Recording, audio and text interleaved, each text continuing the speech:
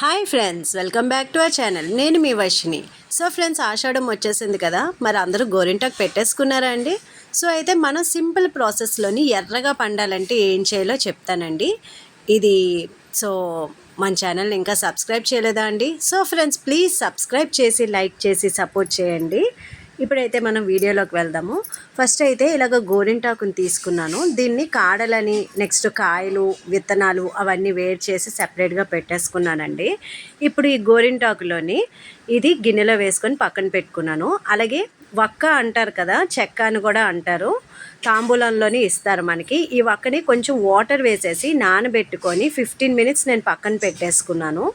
ఇప్పుడు ఈ ఆకు ఏదైతే ఉందో మనం మిక్సీ జార్లో వేసుకుందాము. అలాగే 2 తమలపాకులండి, తమలపాకులు 2 తీసుకొని నేను వేసుకున్నాను. సో ఈ ఆకుకి 2 తమలపాకులు అయితే సరిపోతుంది అంటారు కదా ఫ్రెండ్స్. మరి ఆకు చెక్క బాగా పండుతుంది, కిల్లి అంటారు కదా, ఆకు చెక్క తింటే నోరు బాగా పండుతుందని.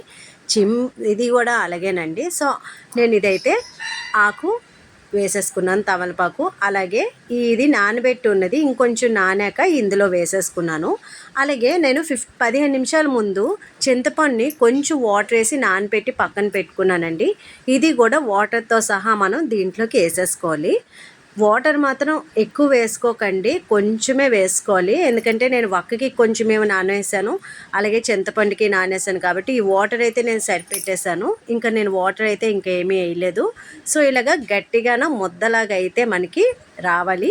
సో చూసారు కదా, ఇదైతే ఇంకేముంది ఫ్రెండ్స్, మన చేతులకి పెట్టేసుకోవడమే. కానీ పెట్టే వీడియో స్కిప్ అయింది. సో ఇదైతే బాగా ఎర్రగా పండిందండి, చూస్తున్నారు కదా, చూసారు కదా.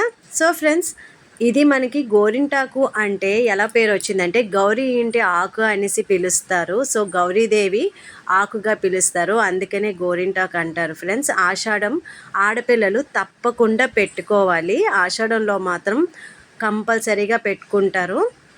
సో ఆషాఢం అంటేనే గోరింటాకు. సో ఫ్రెండ్స్, మన వీడియో కనుక నచ్చినట్లయితే లైక్ చేయండి, అలాగే సబ్స్క్రైబ్ చేయండి ఫ్రెండ్స్, అలాగే సపోర్ట్ చేయండి. Thanks for watching.